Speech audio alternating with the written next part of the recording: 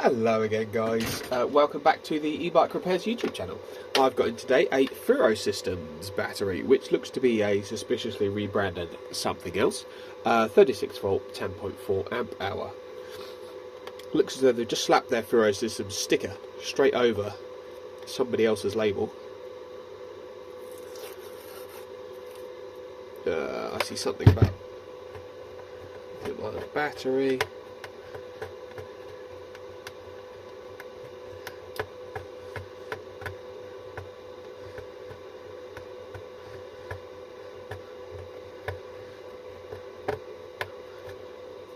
Looks as though they've sharpied something out there as well. Huh, funny. I believe FURO Systems have gone out of business. Here you go, look, turn life.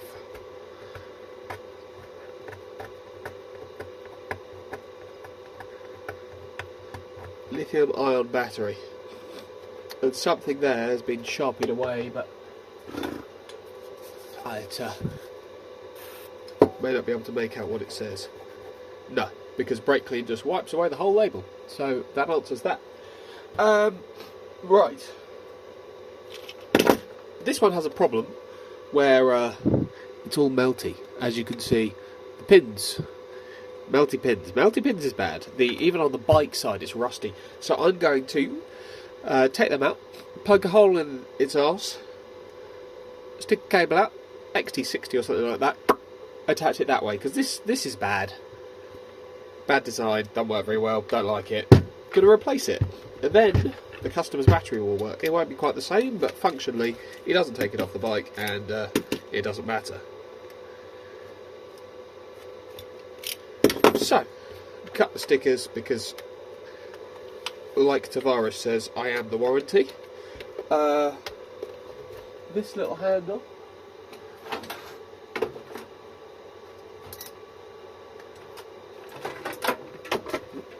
will get popped off, I believe.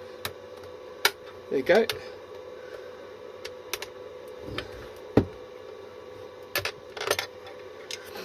Just like that. 1, 2, 3, 4, 5, 6 Phillips head screws. Looks like posi 2s to me.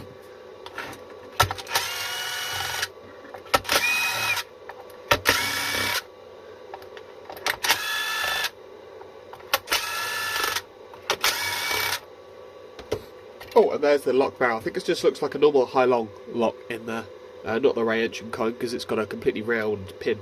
There's some kind of lighty thing on here as well.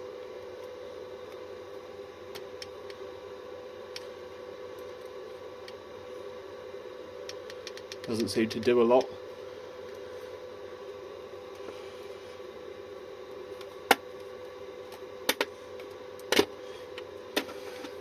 Oh, it slides out. Interesting.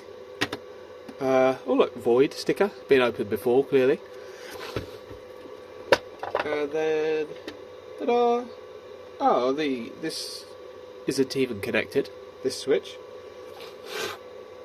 Oh, that's weird. So we've got MJ1 cells, a Dali BMS. I don't know if this has been replaced, but most e-bike batteries from the factory don't look like this. This looks like, you know, after somebody's to resell the pack, or, you know, replace bits or something. Normally they're like heat shrink or something, you know. Just looks a little rough and ready, as though, you know, like, it's not that it's bad. If I resell the pack, it'd probably look like this. I might have heat shrinked it, but it'd probably look very much like this. It's just that normally at the factory they don't look like that. So, for the melty bits we want to address, we've got a black labelled with red, and a white one that goes up to somebody somewhere. Ah, charge port. So that's our charge negative. Our charge positive goes down here, over to here, and then to the positive terminal. Okay, which also goes through there, through there, through there, to that. Okay, fine and dandy. I think I said MJ1 cells,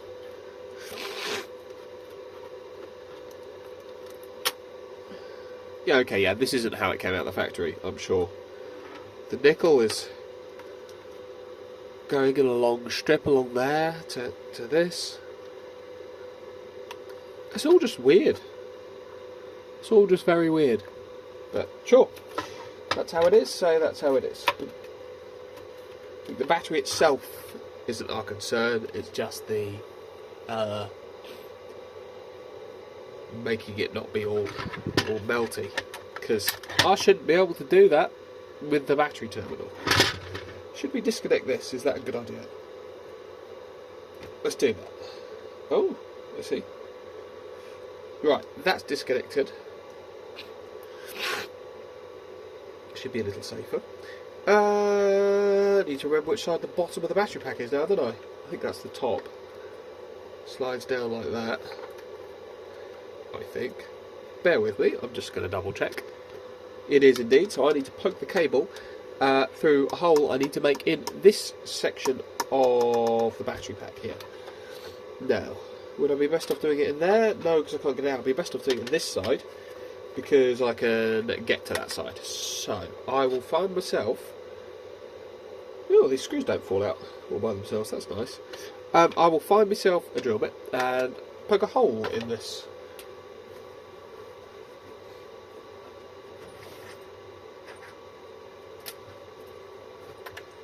A drill bit. Only needs to be big enough for 2 little bits of cable, so it doesn't need to be massive, I suppose. And I want to go through down there.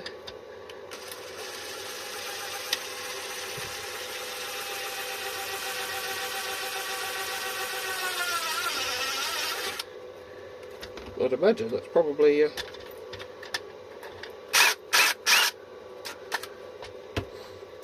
not far off right. Right, so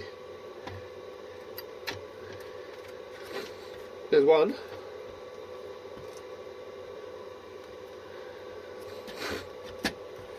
This second one might need to be rejigged a bit because of the way that it is. Something to like a pliers.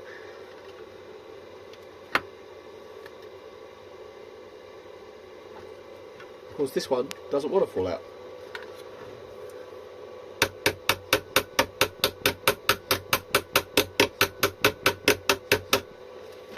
Really doesn't want to fall out.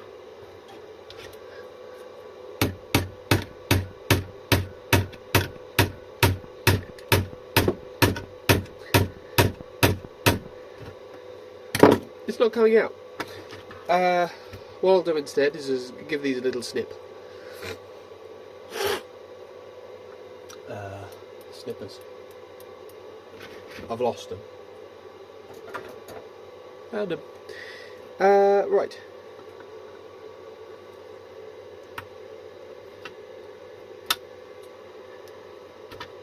I'm going to buy a little wire and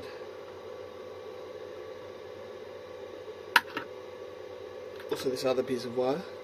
Now this charge port wire could just be soldered to this. There's no reason it needs to be where it is.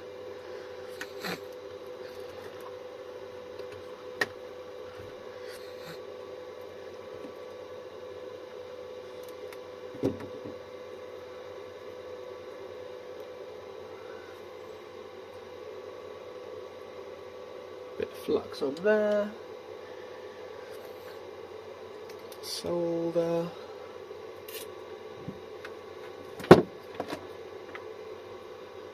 Soldering iron has not heated up yet. Very helpful.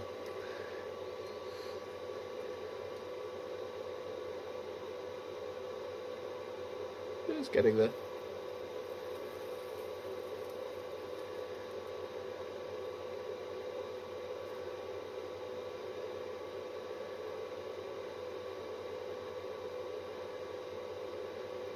Okay, wire is tinned.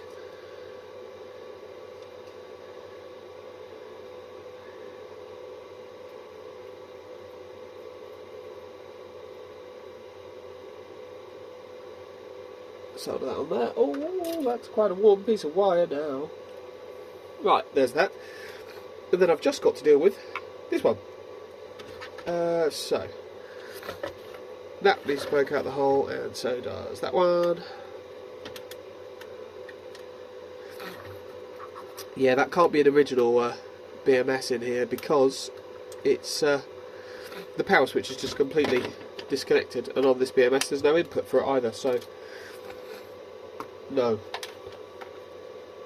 Do that. It isn't. Right, and then I'll solder an XT60 on there, XT60 on the bike. Job done. That's you know, that's going to be the end of that, I think. These holes will need sort of smoothing off just by doing that with some flush cutters.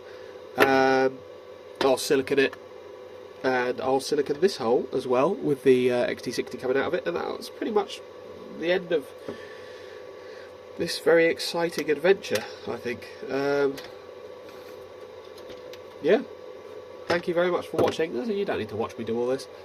Soldering 2 bits of wire and putting the case back together. Thanks for watching. If you have a similar problem with yours, this is just, you know, it's a workaround. You could do it with anything, as long as you don't twist the wires together and tape it, which like would work, but please don't. Just stick a connector on it. Problem solved. You don't have to get a new case, new mount for the bike, anything like that. Just 2 bits of wire. Join them a different way. Thank you very much for watching. Goodbye.